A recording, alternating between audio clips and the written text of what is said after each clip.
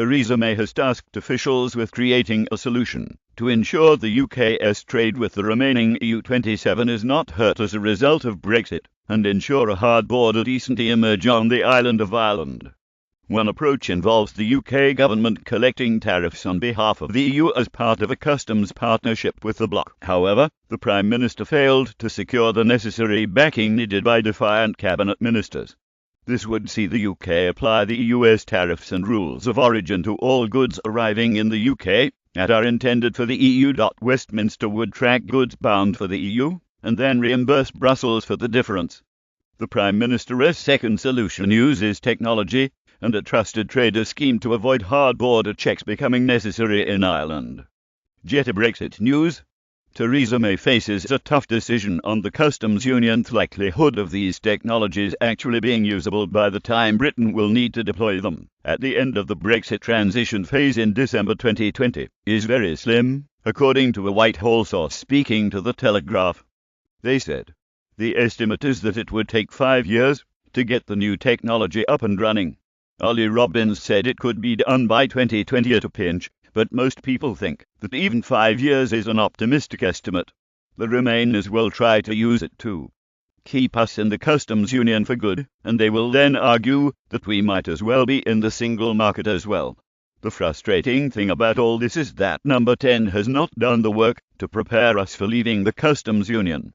It has 2 years on from the referendum it is, not as if they weren't warned. But what does remaining in the customs union actually mean for Brexit? The US customs union is a legal arrangement in which all of the bloc's members participate, plus Turkey, Andorra, San Marino, Monaco and the British territories of Akrotiri and Aquileia, Guernsey, the Isle of Man, Jersey. Members of a customs union apply the same tariff to imports from outside the union, and apply no tariffs to goods from other members of the union. Membership of the union instantly prevents one Brexiteer's main ambitions from leaving the EU, striking our own trade deals. Turkey, as a non-EU member, is in the customs union, but is somewhat a subservient partner. Turkey's arrangement means they don't have any vote on which free trade deals Brussels pursues, and gives Ankara very little or no freedom to develop trade policy with other countries across the world. Another downside to their customs union arrangement means Turkey has to abide by the EU's trade deals, but they are not themselves included in the export arrangements, unless the other side of the negotiating table agree, meaning Turkish firms are at a competitive disadvantage. Because of this, there has been much resistance to Turkey's customs union membership.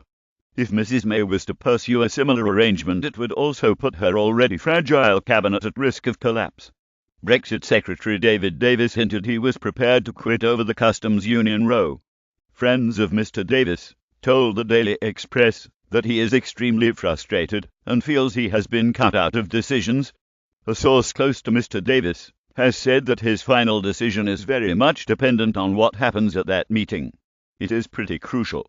It is understood that if Mr. Davis decides to walk on a point of principle, then other Brexit-supporting ministers may follow him out of the door, precipitating a major crisis for Mrs. May. A senior Tory MP who is close to Mr. Davis added, "David has told me he is on the brink of resigning.